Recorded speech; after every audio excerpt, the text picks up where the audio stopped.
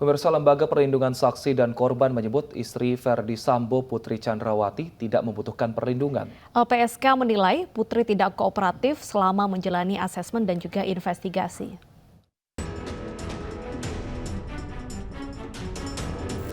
Lembaga Perlindungan Saksi dan Korban menyatakan asesmen terhadap istri Verdi Sambo, Putri Chandrawati, dianggap selesai.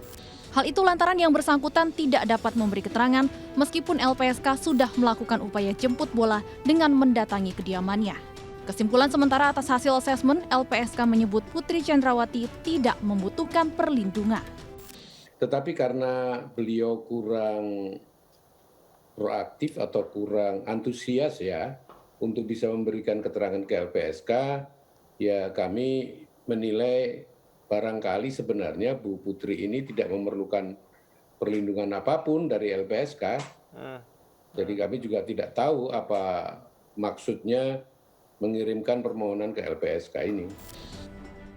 LPSK menyebut terpaksa mendatangi langsung kediaman Putri Chandrawati setelah yang bersangkutan 2 kali mangkir dari jadwal asesmen di LPSK. Saat itu pihak Putri Chandrawati beralasan istri Irjen Verdi Sambo itu masih dalam kondisi trauma. Namun kehadiran Putri di Makobrimob pada 7 Agustus lalu memunculkan tanda tanya tersendiri bagi LPSK. Ya karena masih traumatik.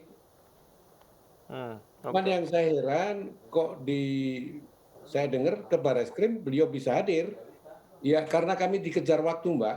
Kami dikejar waktu untuk segera memberikan keputusan dan kami coba kemudian berkomunikasi melalui pengacara maupun psikolog yang waktu itu ke kantor untuk kami bisa bertemu dengan Ibu Putri dimanapun. Yang penting bisa bertemu dan situasinya tidak situasi yang menekan Ibu Putri. Setelah tak kunjung mendapat kemajuan dari pemeriksaan Putri Chandrawati, LPSK menyatakan hasil asesmen istri Verdi Sambo akan diumumkan pekan depan. Tim Liputan iNews melaporkan. Selama menjalani asesmen terhadap Putri Chandrawati, LPSK ini mengaku istri Verdi Sambo tersebut dianggap kurang kooperatif dan lebih banyak tidak memberikan keterangan. Untuk menggali informasi hal tersebut, kita berbincang dengan Wakil Ketua LPSK, Ibu Susila Ningtyas. Selamat siang, Ibu. Selamat siang. Baik, Ibu, kita berbincang terlebih dahulu terkait pada saat LPSK ini mendatangi Ibu Putri. Disebut bahwa Ibu Putri ini tidak kooperatif dan tidak banyak memberikan keterangan. Saat itu bagaimana kondisinya, Ibu? Apakah ketika ditanya tidak pernah menjawab atau hanya menangis terus? Ya, kondisi Ibu Putri memang saat itu masih dalam kondisi trauma ya.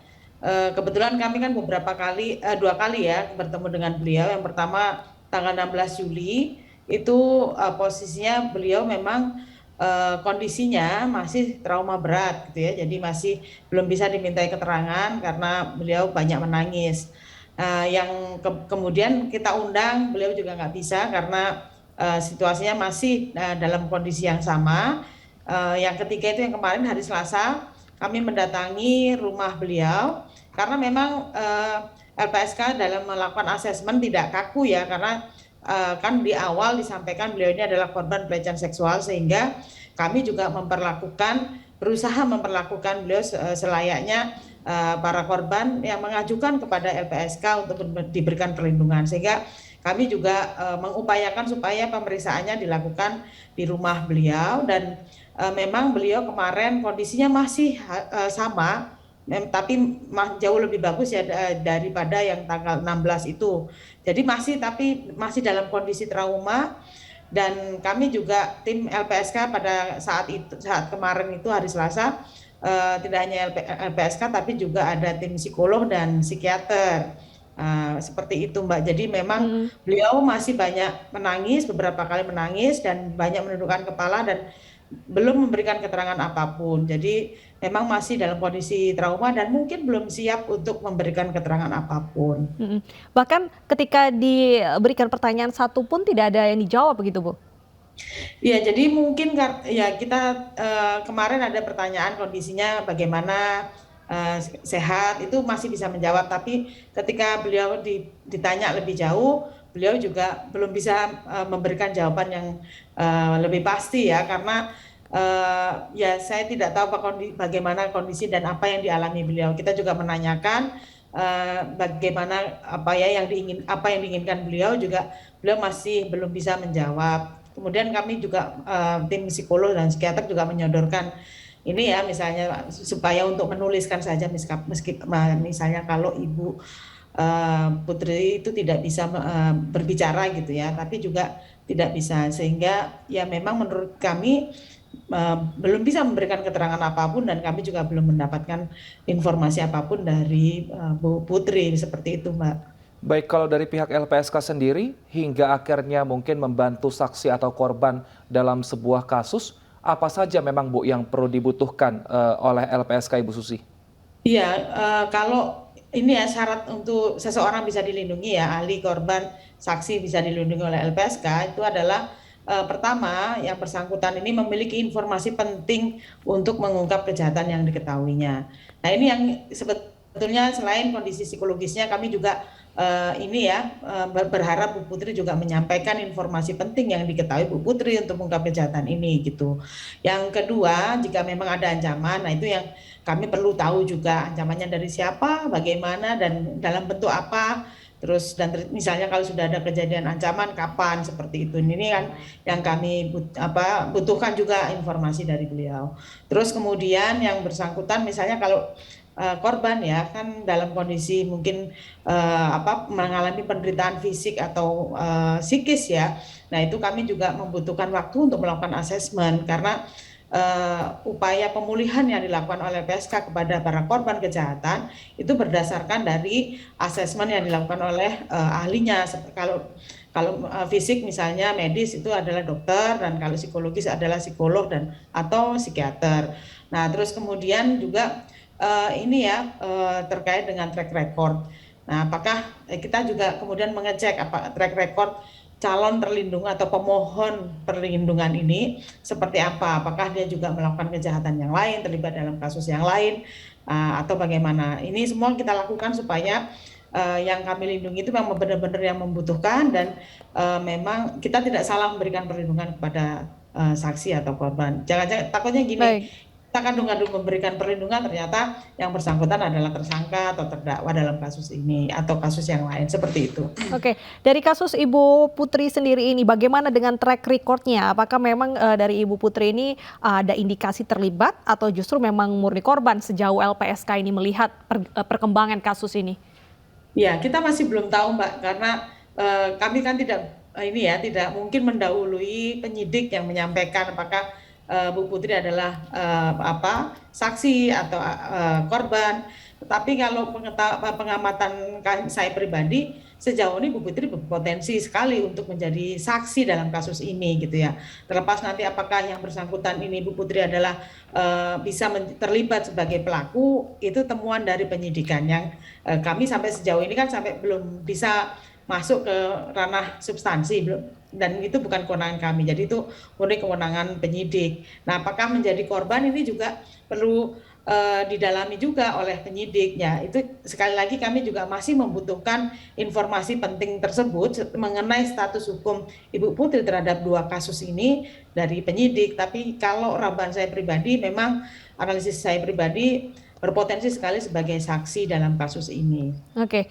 Oke, Ibu, terkait dengan masih soal Ibu Putri ini yang belum bisa dimintai keterangan, sejauh LPSK ini melihat kondisi ini, apakah memang di sekeliling Ibu Putri ini ada yang memberikan tekanan, atau memang Bu Putri ini murni trauma dengan kasus ini dan juga besarnya pemberitaan di luar? Nah, ini kami juga tidak tahu Mbak, karena bisa jadi traumanya banyak gitu ya. Misalnya traumanya pertama trauma terkait dengan kasusnya.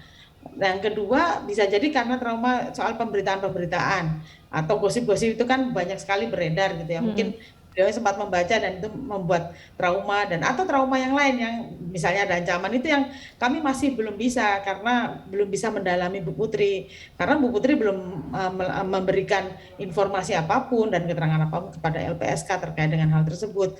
Jika saja mungkin Bu Putri bisa menyampaikan sedikit itu ya, membuka informasi, atau setidaknya beliau menyampaikan bahwa saya butuh begini, saya ingin begini, mungkin kita bisa menganalisis lebih jauh soal traumanya ini apa gitu, karena kami juga perlu mengecek nih soal trauma Bu Putri seperti apa. Jangan-jangan nanti kalau misalnya nanti kami putuskan untuk diberikan perlindungan, maka perlu kita melakukan langkah-langkah pemulihan psikologi yang tepat. Jangan sampai kemudian malah kontradiktif dengan kondisi kejiwaan Bu Putri sendiri dan kontradiktif juga dengan proses penegakan hukum pidananya, pengungkapan kasus ini. Baik, Ibu Susi, sekarang kita ke Baradae, di mana saat ini pengacaranya telah diganti kembali. Nah, ini perlindungan LPSK terhadap Baradae sejauh ini seperti apa, Ibu? Nah, sampai sekarang kan masih penelaahan. Sebenarnya kami itu tinggal satu step saja dengan Mas Barada ini. Kami butuh bertemu secara langsung dengan Mas Barada. Yang bersangkutan ini kan masih dalam proses pemeriksaan penyidikan. Yang itu kemudian kami tidak bisa bertemu secara langsung dengan Mas Baradae ini. Jadi kalau kami berbicara secara langsung mungkin kami akan bisa memutuskan lebih cepat gitu ya. Dan kemarin sudah koordinasi, selain itu juga kami sudah melakukan koordinasi ya dengan Bareskrim terkait dengan rencana perlindungan terhadap Baradae ini untuk sebagai JC gitu ya. Nah kemarin tapi sekali lagi karena belum bisa bertemu secara langsung, ya kami belum bisa kemudian memberikan perlindungan secara langsung kepada Barada, karena kami juga ingin memastikan soal informasi-informasi penting yang dimiliki oleh si Mas Barada ini, dan terus kemudian komitmen dia, itikat baik dia untuk terus mengungkap kejahatan ini gitu. Karena yang pasti ini yang salah satu syarat dari justice kolaborator itu kan yang bersangkutan tuh mau bekerja sama dengan aparat penegak hukum untuk mengungkap kejahatan yang diketahuinya. Yang kedua kan juga bahwa yang bersangkutan bukan merupakan pelaku utama. Yang berikutnya juga dalam kasusnya adalah kasus-kasus yang diatur dalam peraturan perundang-undangan, yaitu perlindungan saksi dan korban gitu ya. Yang itu banyak kita kenal adalah organized crime. Jadi tidak pidana yang terorganisasi. Jadi itu yang perlu kami cek, sehingga kami perlu bertemu dengan Mas Baradae, dan kemudian ya kita bisa menetapkan sebagai statusnya sebagai justice kolaborator bersama dengan Bareskrim, termasuk menyepakati dan kemudian merancang soal perlindungan terhadap yang bersangkutan dan mungkin keluarganya kalau ada ancaman. Baik, kita harapkan semoga pihak dari LPSK bisa bertemu langsung dengan Baradae sehingga kasus ini bisa segera diselesaikan. Terima kasih Ibu Susila Ningtyas telah bergabung bersama kami di iNews Siang.